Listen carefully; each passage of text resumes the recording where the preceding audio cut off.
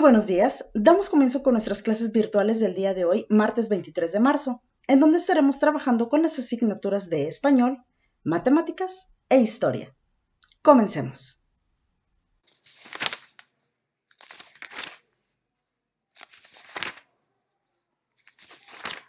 Iniciemos con nuestra clase de español y el día de hoy vamos a trabajar con un nuevo tema que se titula Los sentimientos que evocan los poemas.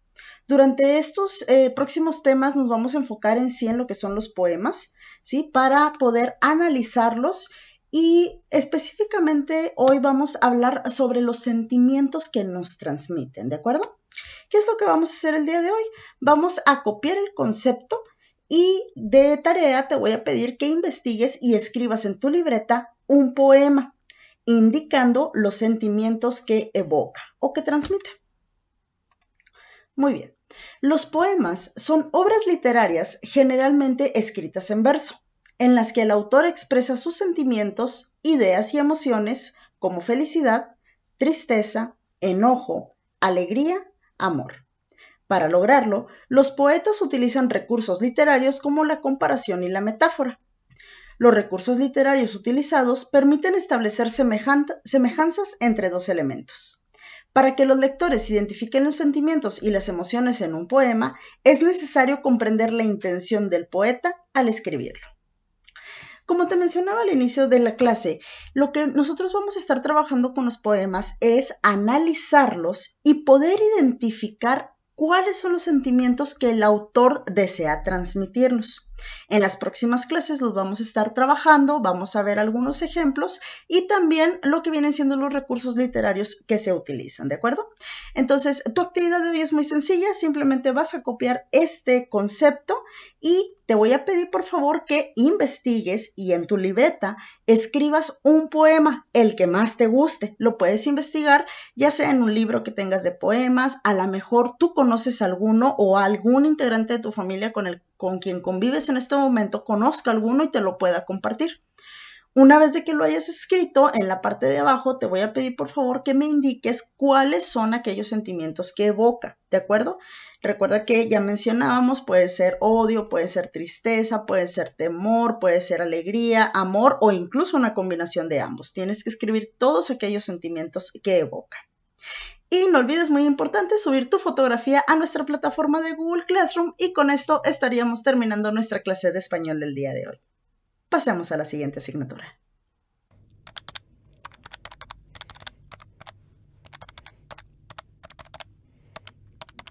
Continuamos con nuestra clase de matemáticas y el día de hoy vamos a trabajar con un nuevo tema que se titula clasificación de cuadriláteros. ¿Qué es lo que vamos a realizar el día de hoy? Vamos a copiar el concepto y vamos a responder el formulario con base en el concepto que te muestro a continuación. Muy bien. ¿Qué tenemos aquí? Tenemos lo que es la clasificación de cuadriláteros. ¿Qué es un cuadrilátero? Es un polígono de 4 lados.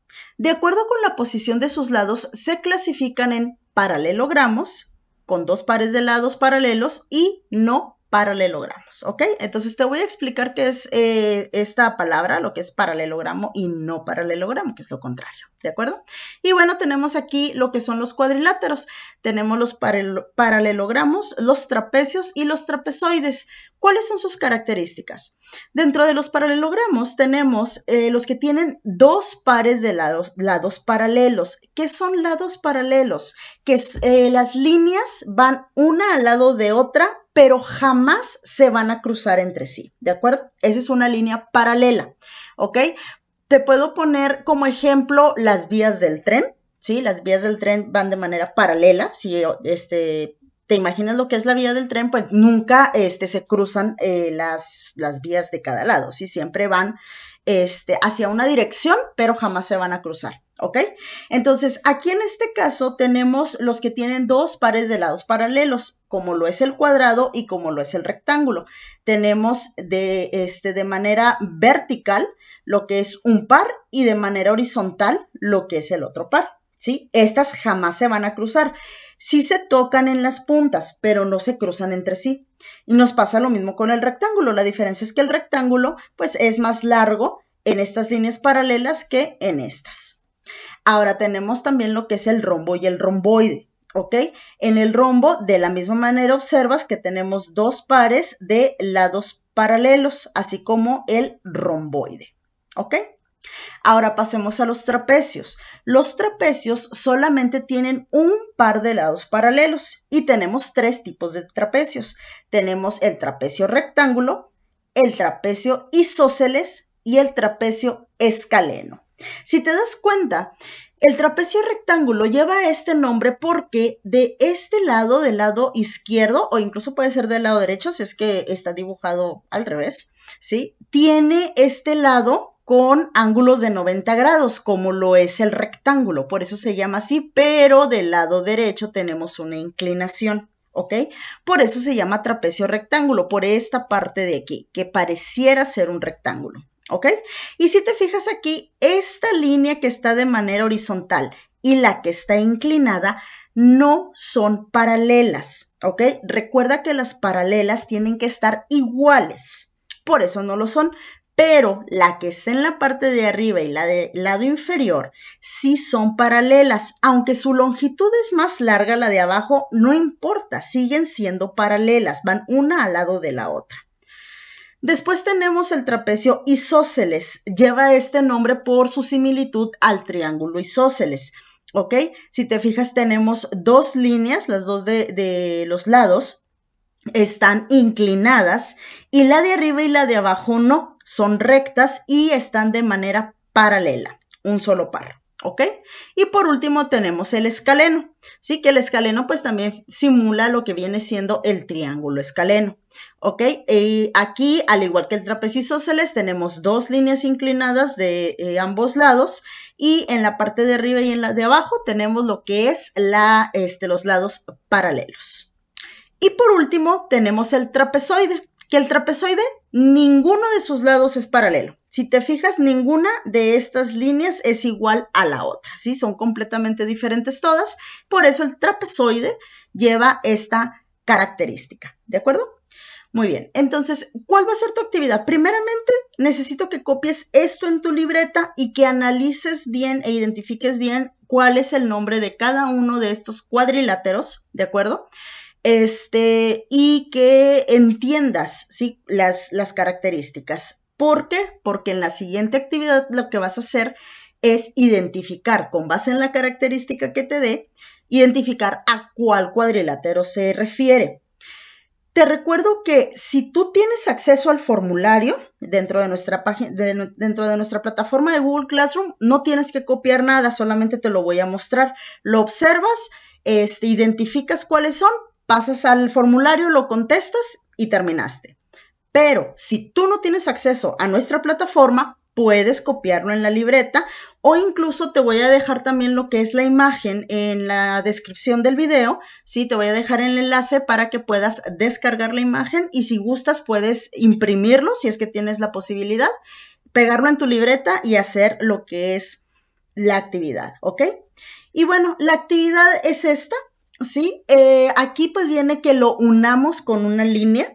¿Sí? Para los que, como te repetía, si tienes el acceso, esto es en formulario, en el formulario sabes que no podemos dibujar líneas, ¿ok? Entonces lo que yo te pongo es la característica y te doy tres opciones para que tú elijas la correcta, ¿ok?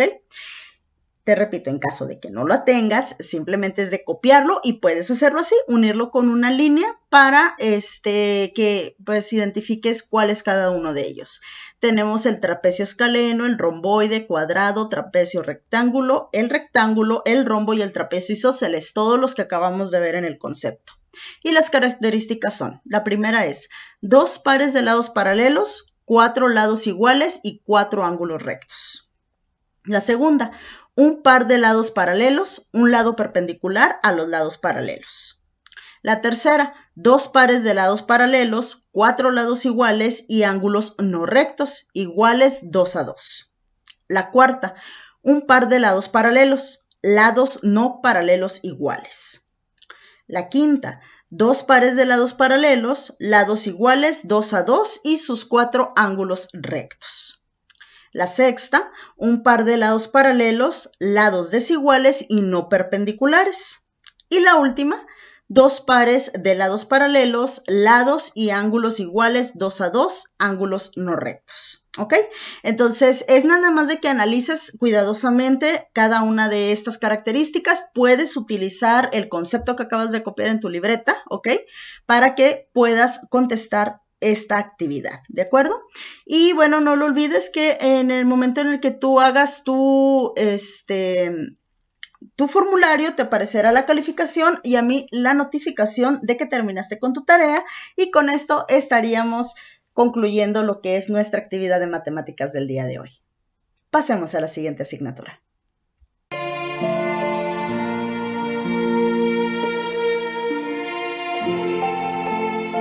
Finalizaremos nuestra sesión de hoy con la clase de historia y vamos a hablar sobre un nuevo tema. Sí, pero bueno, viene pues ligado con el tema que vimos anteriormente. En el tema anterior estuvimos hablando sobre el descubrimiento de América, cómo poco a poco fueron llegando los españoles, la colonización. Todo esto pues culmina con lo que viene siendo la conquista de México Tenochtitlan. Ahora, ya una vez de que ellos invaden por completo lo que viene siendo México, comienza lo que viene siendo el virreinato de la Nueva España. En aquellos años todavía no se llamaba México, se llamaba nada más la Nueva España, ¿ok? Entonces vamos a hablar sobre la ubicación temporal y espacial del virreinato de la Nueva España. ¿Qué es lo que vamos a hacer? Vamos a subrayar las ideas principales de la página 110 y vamos a copiar y responder en la libreta las preguntas de la página 114, ¿ok? Entonces vamos a pasar a nuestro libro de historia y aquí en la página 110 iniciamos con el panorama del periodo, lo que es la ubicación temporal y espacial del virreinato de Nueva España. Entonces vamos a subrayar. El 13 de agosto de 1521 se consumó la conquista de México Tenochtitlan. A partir de entonces inició la edificación de una nueva ciudad construida sobre las ruinas de la que anteriormente ocuparon los mexicas. Esta se convertiría en el centro político y administrativo de Nueva España, ¿ok? Que fue como los españoles llamaron al territorio conquistado, que era lo que les mencionaba.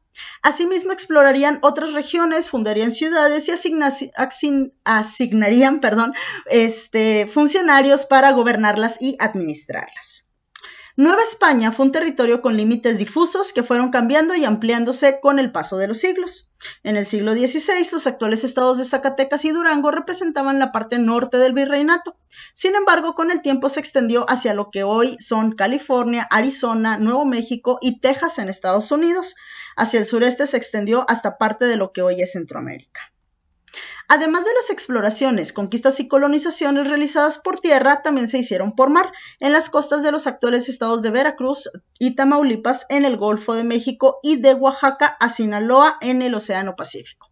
En el siglo XVIII, estas avanzaron más al norte. Como el territorio conquistado por los españoles llegó a ser muy extenso, establecieron reinos, capitanías y provincias para gobernarlo, como el reino de Nueva Vizcaya, el reino de Nueva Galicia, el reino de Nueva España, que es México, el nuevo reino de León, la Capitanía General de Yucatán, la Capitanía General de Guatemala y las provincias de Coahuila o Nueva Extremadura. En las costas, dos puertos tuvieron gran actividad desde los inicios del virreinato: Veracruz en el Golfo y Acapulco en el Pacífico. Con el paso del tiempo se fueron creando nuevos puertos comerciales como el del San Blas, el de Tampico en los actuales estados de Nayarit y Tamaulipas respectivamente, entre otros, ¿ok?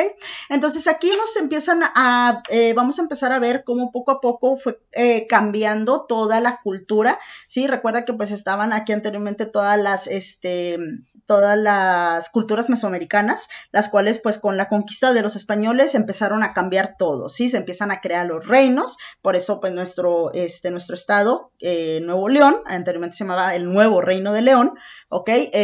Y así pues diferentes lugares. Vamos a pasar a lo que viene siendo la página 114, ¿sí? Que aquí es donde vamos a ver lo que es la línea temporal, ¿sí? De todo lo que viene siendo el virreinato, y tenemos también un mapa de la expansión territorial de Nueva España. Entonces, vas a analizar, por favor, aquí lo que viene siendo la línea temporal. Tenemos, por ejemplo, el primer acontecimiento, Nuño de Guzmán encabeza la primera audiencia en 1528, se establece el virreinato de Nueva España y llega el primer virrey, don Antonio de Mendoza, en 1535.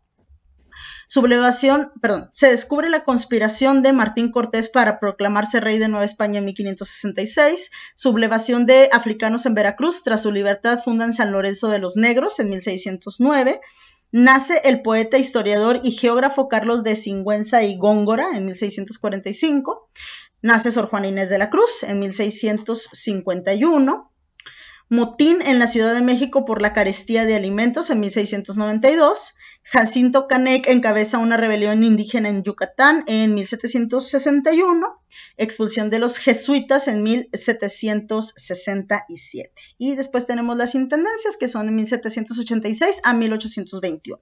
¿Ok? Todo esto pues lo vamos a ir analizando poco a poco a lo largo de este tema.